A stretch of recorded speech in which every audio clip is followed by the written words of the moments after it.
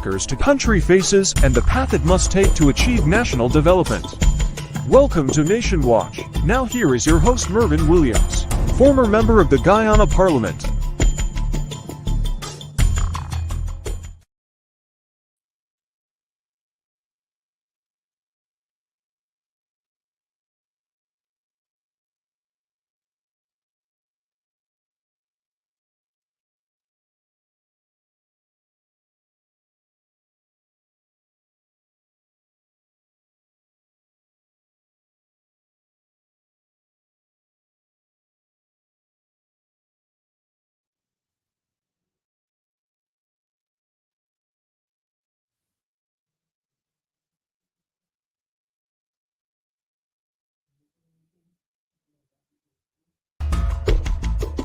As Guyana sits on the economic and political crossroads, we speak to the nation's opinion leaders and decision makers to get their views on the challenges the country faces and the path it must take to achieve national development.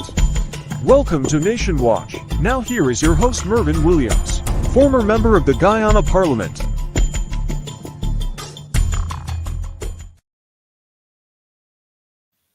It's Sunday, May 21st, 2023. And you're tuned to your favorite program for Sundays, Nation Watch. Nation Watch is a production of People's National Congress Reform. And we know it's raining outside, so you may be glued to your television sets at Channel 9 or your digital instruments on viewing us on social media. My name is Mervyn Williams, your host, and I wish to thank you for joining us again. We'll be talking about local government elections 2023. And we'll be joined by two guests. But before we get there, I have something to say. Yesterday, the People's Progressive Party launched their local government election campaign for my neighborhood, the neighborhood in which I live. That's the Tushin-Iflut neighborhood, Democratic Council. And I'm happy that I'm blessed with a fairly strong stomach.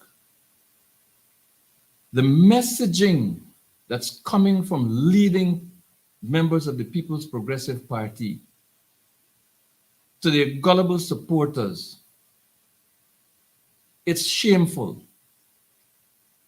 I'll tell you a few of the things that were said at this meeting yesterday.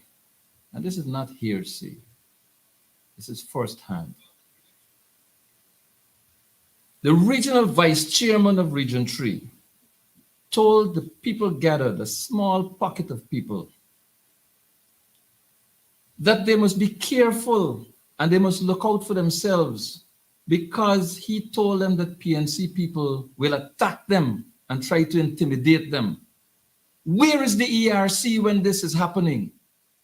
Where's the conscience of the citizens who are listening to these people? This man told these people who were gathered there that Granger and Ramjatan know nothing about law and order and law enforcement. He looked these people in the eye and he told them that Granger took people out of prison and stopped sentencing criminals. He told them that instead of sentencing criminals to prison, he put them in churches. Where do these people get off with these lies? These blatant, inciting lies? Where do they get off?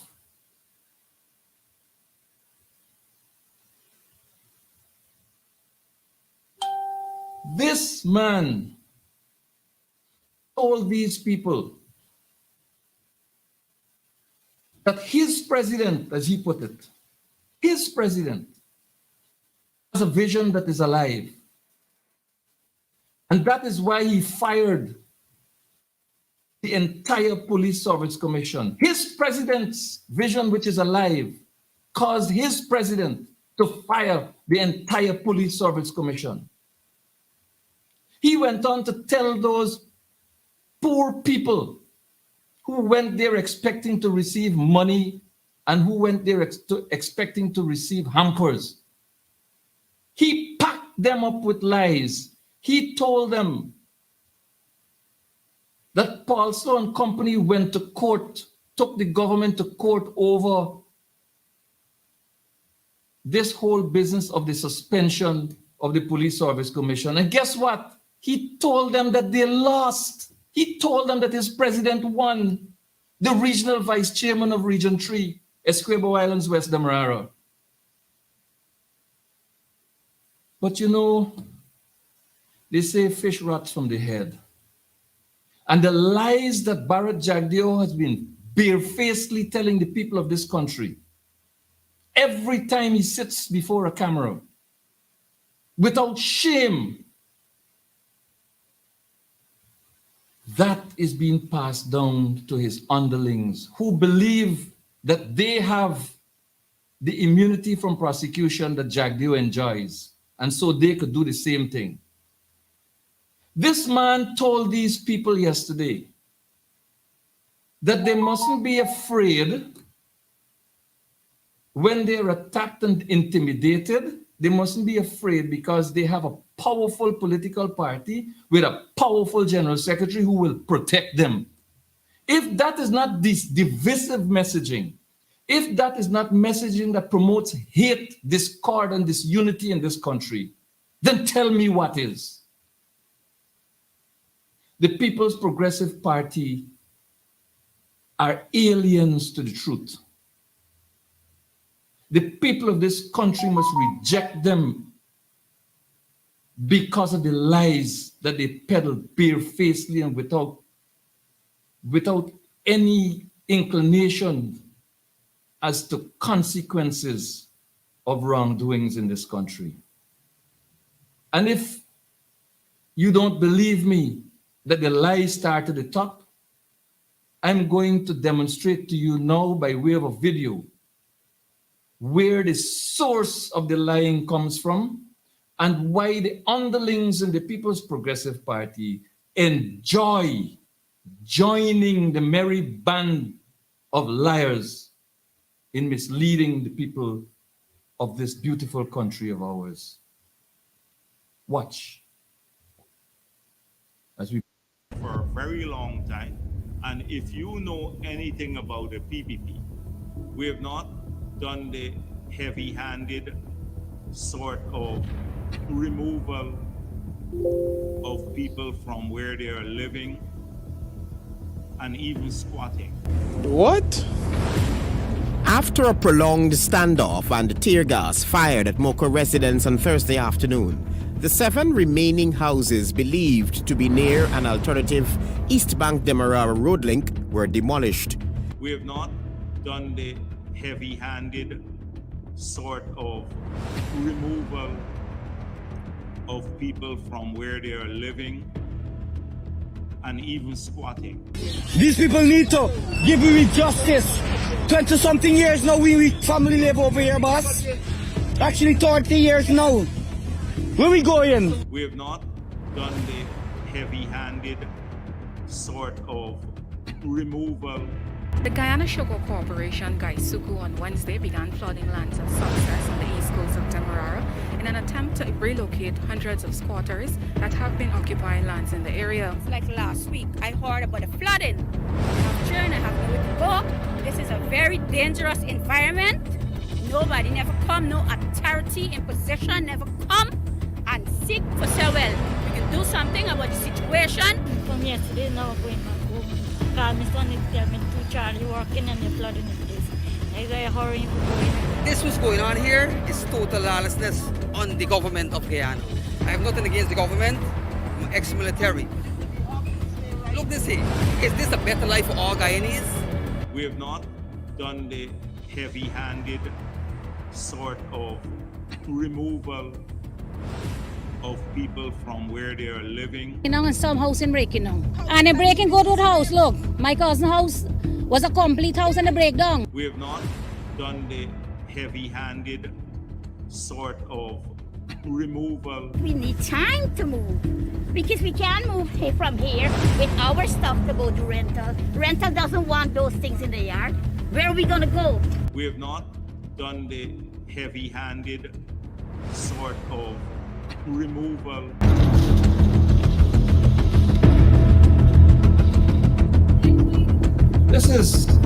sample of the lies being told and the evidence which shuts those lies down. You know, the final thing I'm going to say about that meeting yesterday is this. These people met at a place just 3 feet away from a road that has been destroyed, that now carries holes which would sink you down to the knee-deep holes. And they were happy to trudge through that slush and the unevenness of that road to go to a meeting and to gorge on a diet of lies. And the PPP leadership of the region was only too happy to feed them that diet of lies upon which they thrive, upon which they succeed somehow in the impoverished communities of this country. But I want to move into our program proper today, and I'd like to introduce you to my guests. Joining me from New Amsterdam is Mr. Kirk Fraser, who's an executive member of the People's National Congress Reform. And Kirk is a candidate, a constituency candidate for one of the constituencies in the municipality of New Amsterdam. Kirk, I'd like to welcome you to the program, and even as I do, to suggest that you center your camera there so we can get all of you into the shot. Welcome.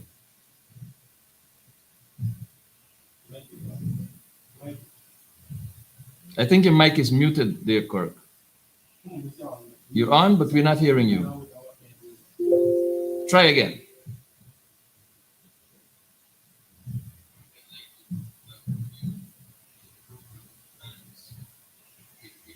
I'm seeing that your mic is muted. You need to switch on your microphone and good, there you are. Are you hearing me? All right, we'll get back to Kirk. There seemed to be some bit of a difficulty there. And joining me in studio is Mr. Kyle Solomon, who is also a candidate, a constituency candidate in the municipality of Georgetown, the capital city. And he is joining me in studio. Welcome, Kyle, to Nation Watch. Thank you very much, Marvin, for having me.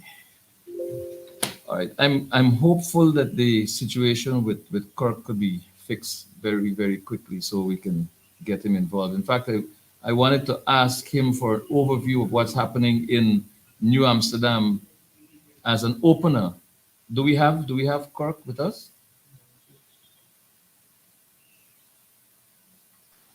I guess we don't. So Kyle, this is your first time seeking election as a representative of the people. It is sort of your emergence on the political scene in a public way. What brought you to the point of making this decision to offer yourself to serve the people of the city of Georgetown? Well,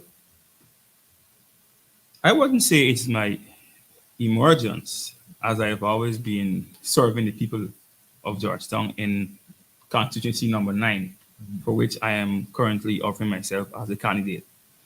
To answer the question as to why I want to put forward myself as the candidate for people to consider, let me say this to you.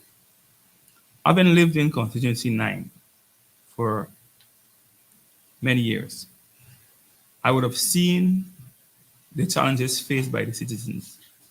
I would have worked with them to try and alleviate some of these challenges, even though I was not an elected member, but in my capacity as leader of the community in which I live.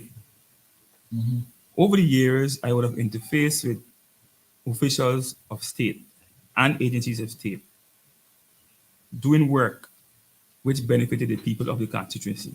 Mm-hmm. Consequently, I was asked if I would have liked to further that contribution in the form of becoming a candidate for the People's National Congress, for which I was a member for many, many years, and I've accepted that candidacy. So I have a track record of working for the people in that particular constituency. Outline for us quickly, please, the boundaries of Constituency 9, Constituency so that persons know 9 who they're voting for. Constituency 9. The borders are north to south. The north to south borders are from the Shelter Belt, which is the Conservancy, That's on the eastern side. eastern side of the Conservancy, and it goes all the way to the Sussex Street Canal. And the east to west borders are from the Conservancy or the Blacker to Vicingeon Road. It includes Artfield Streets, Durban Streets, Francis Street, Meadowbrook Gardens, Meadowbrook, Century Palm Gardens, the Rumbach and the area behind the Chinese Embassy. That is the constituency that is called Constituency number 9. And a part of the Le Reporter Cemetery falls in there. Yes. I know that the Le Reporter Cemetery is a stronghold of the People's Progressive Party. Do you have any measures that you put in place to prevent them from garnering votes from the cemetery? Well, when it comes to the People's Progressive Party, they are very skillful in conjuring up the dead votes. And I'm doubtful whether or not there's anything that we can do to prevent them from doing that. Their method of conjuring is beyond our ability to control. So what we have to do is to remain watchful. All right. Do we have Cork? Okay, so we're working on getting Cork back involved. What do you see in terms of change that is required in the administration of the city of Georgetown? What changes do you see as being necessary, and are you equipped and prepared to be a part of leading that change that you see as being necessary? Changes that I personally think that are necessary to ensure the council remains a vibrant council that is delivering on its mandate are as follows. I personally would like to see councillors being more effective in terms of delivering their mandate. And in so doing, I would like for them to engage more with their constituents. You keep saying them. I gather that you see yourself as part of that body in the near future. So, well, I think, Mr. Williams, that I am going to have a landslide victory. We're going to defeat the person that they have there. That person is not going to have any impact whatsoever in constituency number 9. I can tell you that. From the work we've been doing and the feedback we've been getting, the People's Progressive Party will not be able to field a candidate in that area that will be able to vote the voters with their false message. So there's no chance of them winning in this constituency. So if I'm presumptuous to say, yes, I'm going to be the council for that area, then permit me. Well, I expect to hear you say us and we instead of them as you address the whole question of the change that you see yourself as being part of in the very, very near future. Back to the question. From interfacing with members of the constituency, I think that their most urgent needs are the needs pertaining to drainage. There are other issues which are equally important, but almost every person or every other person that you would have interfaced with on the ground seem to have an issue with flooding in that particular area. And what I would want to suggest is that emphasis be placed by the new council on the issue of drainage in Georgetown, because it is not isolated to constituency number 9 alone. I would have worked with my fellow councillors, my fellow councillors in other constituencies, and we will be receiving the same complaint from those constituents. So drainage seems to be the number 1 issue affecting them. As it relates to the other issues which the constituency have, I will not sit here and be presumptuous and say, I will want to do this, I want to do that. What I would want to do is to have a consultative approach. Meet with these people first, have an idea of what the challenges they're facing as opposed to what I might assume they need. And then we can sit down and formulate a policy which is based on their needs and not what I assume they want. All right. I want to say this to you. I have seen a former leading member of the People's National Congress, one Mr. Joseph Hamilton, with whom most of us worked. PPP. Most of us worked alongside him in furthering the cause of the people of this country when he was a member of the People's National Congress. Now that he's a minister of government with the People's Progressive Party, and we understand why that has happened, everyone has to protect themselves and their own interests. But Mr. Hamilton has been featuring some videos on his social media platform with some young Afro-Guyanese citizens saying all sorts of things about the city of Georgetown, that has been run for 50 years and it has never been good and it's always been rotten, and a whole set of propagandistic nonsense. I grew up in Albistown, you might know that. But in my growing up years, Albistown was a clean place. People played in drains, children played in drains. Yeah, I heard those stories being told by my mother. Right? The roads were good. Of course, there was not that heavy a population of motor vehicles on the roadways and so on, so you could play on the streets. The mayor and town council, as it was referred to in the early days, had their own compactor garbage disposal trucks, which would ply different wards within the city collecting garbage. Over time, that has changed and it has gone to a contractual arrangement now where private contractors are retained for the disposal of garbage and so on. I know that the mayor and city council of Georgetown would be in difficulty in terms of finances to reacquire or to acquire a fresh fleet of such trucks to do their work, because government agencies have not been paying the rates and taxes. The government of Guyana is indebted to the city of Georgetown by over $1 billion Guyana dollars and counting. Do you see that the mayor and city council of Georgetown acquiring its own fleet of waste disposal vehicles and being in a position to pay its own sanitation staff as being the solution to this problem of garbage in the city, or do you believe that the private contractors are the solution? Businesses are in business to make money.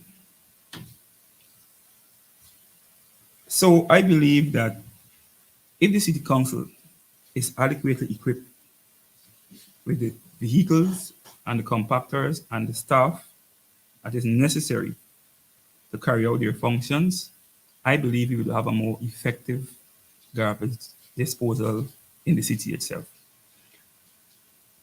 As it relates to Mr. Hamilton's videos via social media and on his page, it is unfortunate that some of the persons who are being used to peddle these falsehoods are not informed, or they're poorly informed, to say the least. Because if they have an appreciation of history, of recent history, they would know that when the APNU took government in 2015, we inherited a garbage dump because the PPP was starving the then council of the resources it needed.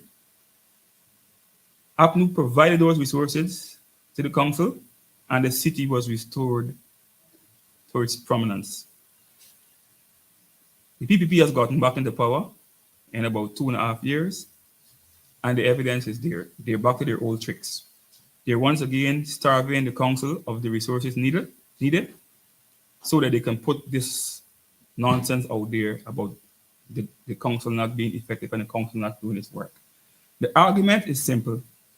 Provide the resources needed to the city and the city will get the work done. And as you rightfully pointed out, they themselves are indebted to the council in the amounts of billions of dollars, which they do not want to give to the council, because in doing so, the council will be able to effectively manage its affairs, and they don't want that to happen. Mayors such as Mavis Ben and Compton Young in the early days really worked and really uplifted the image of the city of Georgetown. It is instructive to note that mayors such as Mavis Ben and Compton Young, I deliberately picked a female and a male, and I deliberately picked persons of different ethnicity. And what is instructive is that mayors such as these functioned while a People's National Congress government was in office.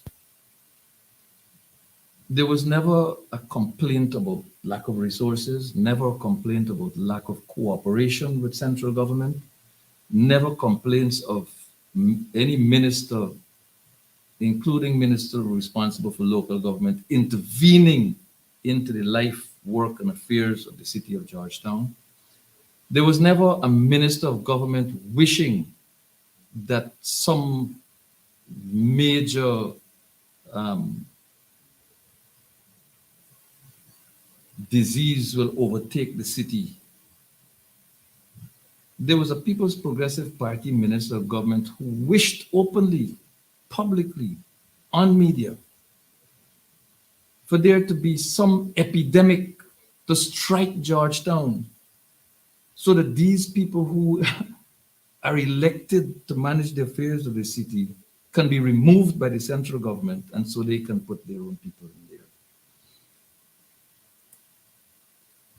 When the People's Progressive Party is in charge of central government, there are always cries and complaints about political interference, domination, and attempts to control the functions of the city and its officers, manipulation of the rules of the local government commission as it relates to the functions of elected officials and as relates to the employment, disciplining, and termination or dismissal of employees of the council. There seemed to be more politics involved coming from central government to the municipality of Georgetown than there is any indication of any sense of hope that there will ever be cooperation. How do you heal this process? And how do you return to a place when Mavis Ben and Compton Young were mayors of the city and there was that collaborative, collective effort to keep the city in beautiful condition? First of all, let me say this. The People's Progressive Party is not interested, and they have never been interested in local governments. They have an history of favoring interim management committees. And all of Guyana and the world knows that it's only in 2015, after 2015, that local elections and local governments returned to this country. Because prior to that, in their 23 plus years in government, they did not once call local government elections. And the fact is simple. They had no interest because it is their intention to dominate local governments through the imposition of interim management committees at the central level of government. Now, as it relates to would we ever be able to work with the people on the other side as it relates to getting the affairs of the city in order, I remain optimistic that there might be persons of conscience within the People's Progressive Party who might be willing to turn from their attitude of non-cooperation and their attitude of bullyism and domination of councils in Guyana, and work genuinely with elected officials to ensure the affairs of the councils are consistent with delivering the service required by the people. It might be an our task, but as an elected official, I will endeavor to reach out to those who have conscience and those who demonstrate willingness to remove their bare-face policies which are defeating to the city. I will work with those persons as long as they remove those bare-face defeating policies and they're no longer willing to stymie the development of the councils through their imposition. I will reach out to those persons. But to say that we are going to have a free flow and good camaraderie with ourselves and them, I cannot say I envision such happening because they have an history of not wanting local governments to exist in this country. Now, I'm trying to see if we can get Kirk Fraser in on this conversation. Do we have him? Yes. Hi, Kirk. Are you hearing us? Yes, Marvin, I'm hearing you. Okay, good. So, Kirk, welcome. Events are not in our favor. We're not in our favor in the early minutes of the program, but it's really, really good to have you. Kyle and I were discussing Georgetown in some detail. Tell us, Kirk, what's happening in New Amsterdam? What is the political temperature like in New Amsterdam with respect to local government elections? Good afternoon, Marvin. Good afternoon, viewers. As for New Amsterdam, we know that the PPP would have enlisted our constituency as one which they wish to take over.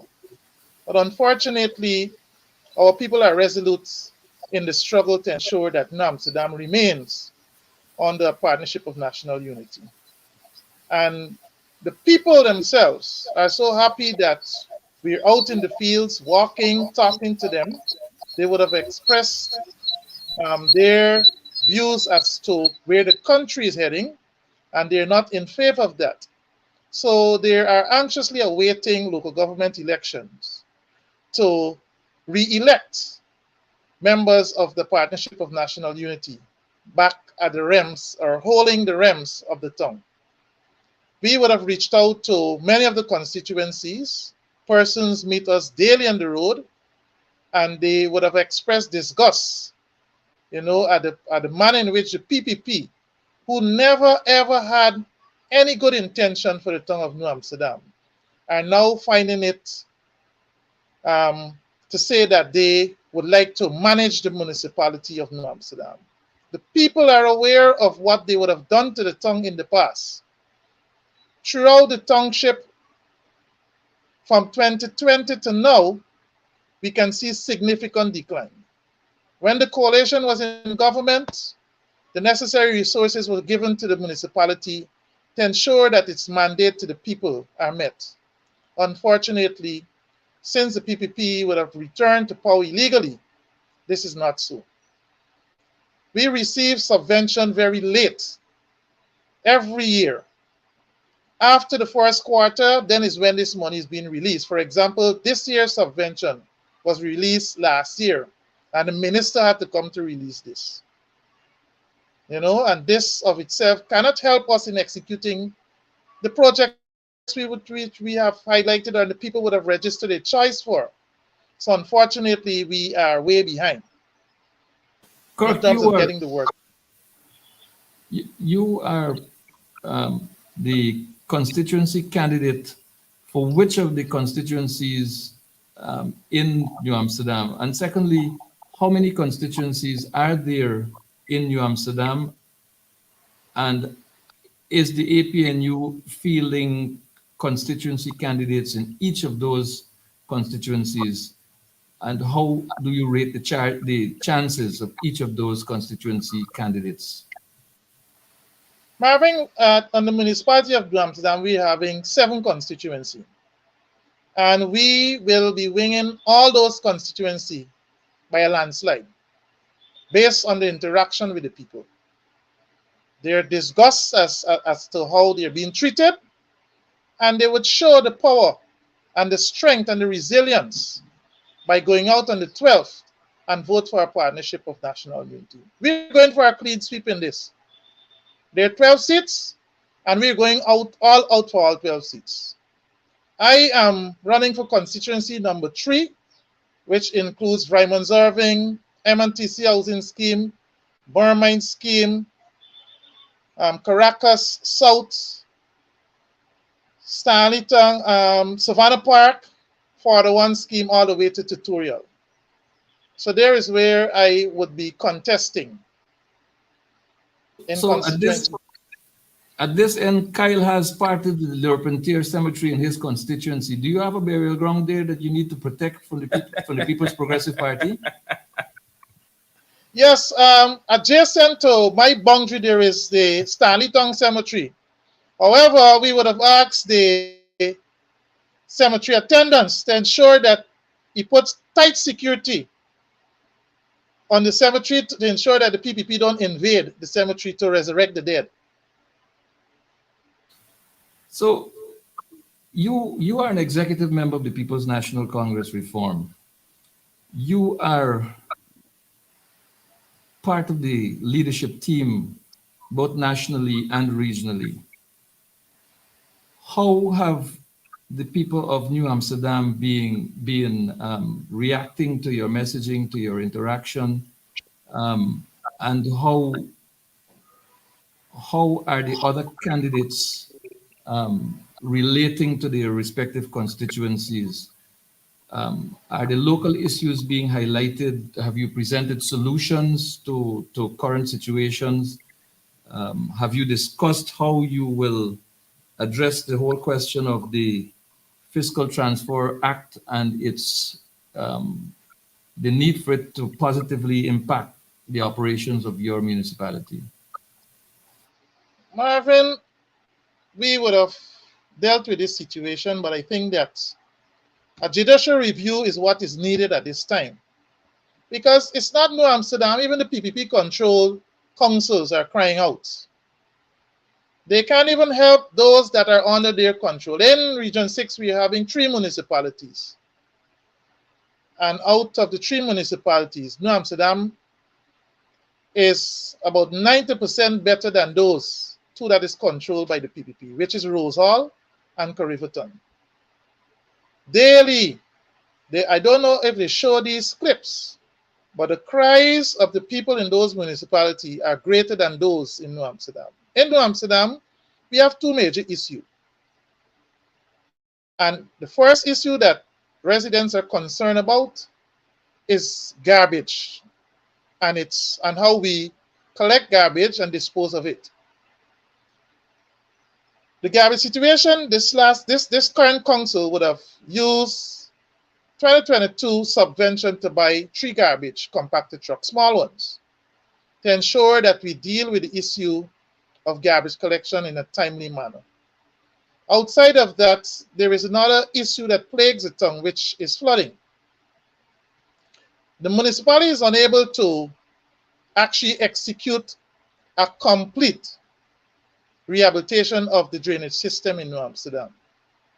However, in 2020, we had a massive flood. And when the flood occurred, the government and SIDEMA and the UN would have carried out a comprehensive survey, a comprehensive evaluation on what took place then. And they would have submitted their findings to the government of Guyana. I'm preview to bits and pieces of that assessment that was carried out. And the main area in the town that would flood for a number of years, recommendation was put forward to the government. Unfortunately, they failed to even inform the nation on those recommendations. They would have hid those recommendations from the people. And as a result of that, the situation continues. But what I can assure the members of and the citizens of New Amsterdam, the little that we would be having, we would be utilizing that to ensure that we remedy the situation in flooding, especially in the constituency that am running for in this local government election, which is Raymond's. The PPP would have had a big charade the other day with the commissioning of a new pump. Marvin, this last week we had rainfall, and let me tell you, the entire tongue was flooded, even though we're having this new pump that the president commissioned. So I want to know if there is something sinister when they would have put this pump in there, because we have never had water on our lands for more than 24 hours. This time, unfortunately, we had water for at least 2 days with a pump. In the past, 2 tides and the water would have receded. Unfortunately, this wasn't the situation. So I want to believe that something sinister happened there, where they would have flooded the tongue and then blame the existing council for that. Well, there'll be no surprise if that were the case, because we just looked at a video in the early stages of this program today, where the Guyana Sugar Corporation was used as an agent by the state to flood a particular housing area, which was considered a squatting area, so that persons could be removed. So it will be no surprise to me or to any rational thinking Guyanese citizen, particularly those resident in New Amsterdam, if that were determined to be a deliberate act. But on the question of flooding here, I want to also bring Kyle here in.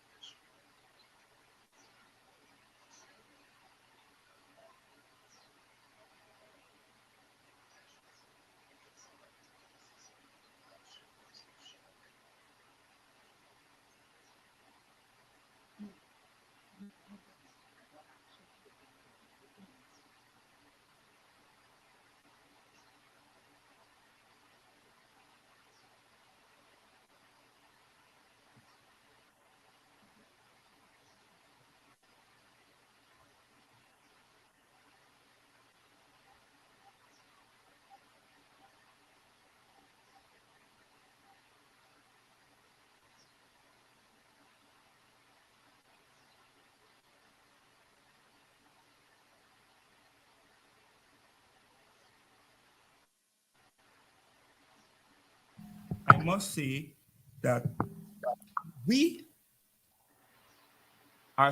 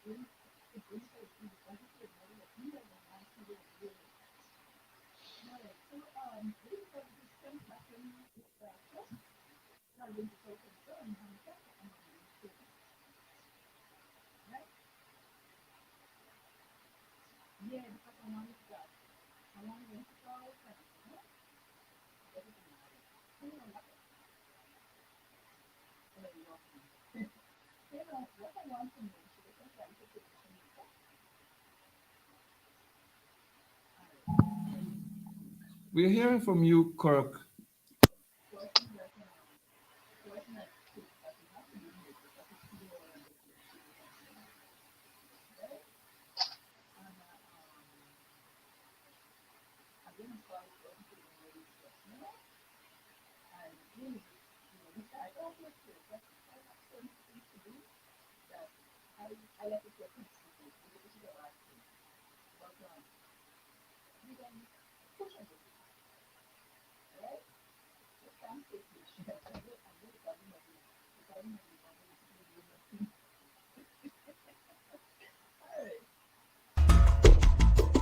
As Guyana sits on the economic and political crossroads, we speak to the nation's opinion leaders and decision makers to get their views on the challenges the country faces and the path it must take to achieve national development. Welcome to Nation Watch. Now here is your host Mervyn Williams, former member of the Guyana Parliament.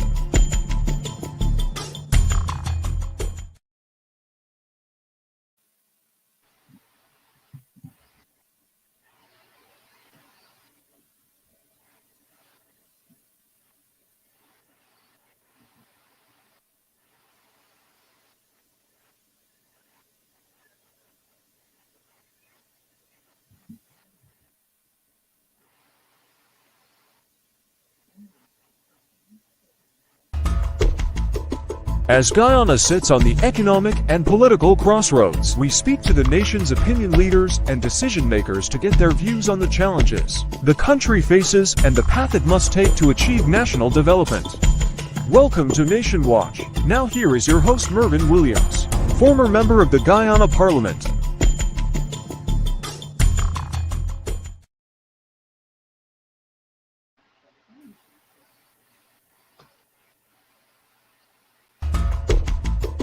As Guyana sits on the economic and political crossroads, we speak to the nation's opinion leaders and decision makers to get their views on the challenges the country faces and the path it must take to achieve national development. Welcome to Nation Watch. Now here is your host Mervyn Williams, former member of the Guyana Parliament.